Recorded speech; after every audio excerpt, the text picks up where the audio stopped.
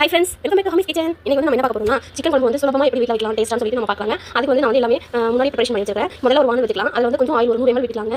என்ன வந்து கொஞ்சம் தாராளமா இருக்கட்டும். நான் வந்து முன்னாடி வந்து பேஸ்ட் சின்ன வெங்காயம் வந்து பேஸ்ட் அரைச்சு வச்சிருக்கேன். ஒரு 100 கிராம் வெங்காயம் எடுத்து அதை தொளிச்சு பச்சையாவே ஆட்டி எடுத்து வச்சிருக்கேன். அதை வந்து ஆயில சேர்த்து பாருங்க நல்லா ஒரு ப்ரௌன் கலர் வரைக்கும் வதக்கலாம். அப்புறம் இஞ்சி பூண்டு பேஸ்ட் வந்து சேர்த்துக்கலாம் ஒரு 4 ஸ்பூன். சேர்த்து அதுவும் இதுவும் சேர்த்து நல்லா இந்த மாதிரி கிளறி விட்டுக்கலாம். அதுக்கப்புறம் பார்த்தோம்னா மசாலா அதாவது 2 தக்காளி ஒரு 6 வரமிளகாய் மல்லி இதெல்லாம் சேர்த்து அதோட பட்டை கிராம்பு அதுக்கப்புறம் கொஞ்சம் தேங்காய் இவ்வளவு இது மட்டும் நல்லா சேர்த்து நல்லா ஃபைன் பேஸ்ட் பண்ணி சேர்த்து அதையும் நல்லா ஃபர்ஸ்ட் கலர் கிளறிட்டு அதில் கொஞ்சம் தனி மிளகாய் தூள் மல்லித்தூள் அதுக்கப்புறம் பார்த்தீங்கன்னா சிக்கன் மசாலா கொஞ்சம் ஆட் பண்ணிக்கோங்க. இது வந்து எண்ணெயில வந்து நல்லா ஒரு 5 நிமிஷம் வதக்கி விட்டுக்கலாம். அதுக்கப்புறம் வந்து பார்த்தீங்கன்னா நம்ம கழுவி வச்ச சிக்கன் போட்டு அதுக்கு அதோட கொஞ்சம் கழுவு சேர்த்துக்கலாம். அவ்வளவுதான். இப்போ வந்து மசாலா எல்லாமே சிக்கன்ல சேர்ந்து நல்லா கிளறி விட்டுக்கலாம். பாருங்க இந்த மாதிரி நல்லா கிளறி விட்டுக்கலாம். கிளறி விட்டு அப்படியே ஒரு மூடி போட்டு நம்ம வந்து கொஞ்ச நேரம் ஒரு 10 நிமிஷம் வந்து மூடி வச்சு வேக வச்சுக்கலாம். அந்த மசாலா கறி வேற மாதிரி அடிக்கடி இந்த மாதிரி கலந்து விட்டு இந்த மாதிரி கிளறி விட்டு எடுத்துக்கோங்க. பாருங்க இந்த மாதிரி கிளறி விட்டு எடுத்துக்கோங்க.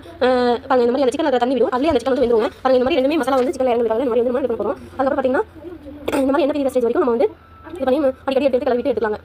பாருங்க இப்போ வந்து என்ன பெரிய ஒரு ஸ்டேஜ் ஆயிடுச்சு. இந்த ஸ்டேஜ்ல வந்து நம்ம வந்து தண்ணி கொஞ்சம் சேர்க்கலாம். உங்களுக்கு எந்த அளவுக்கு தண்ணி தேவையோ அந்த அளவுக்கு தண்ணி சேர்த்துக்கோங்க. பாருங்க இந்த குழம்பு ஒரு திக்கா வேணும் திக்கா வச்சுக்கோங்க. கொஞ்சம் இதா வேணும்னா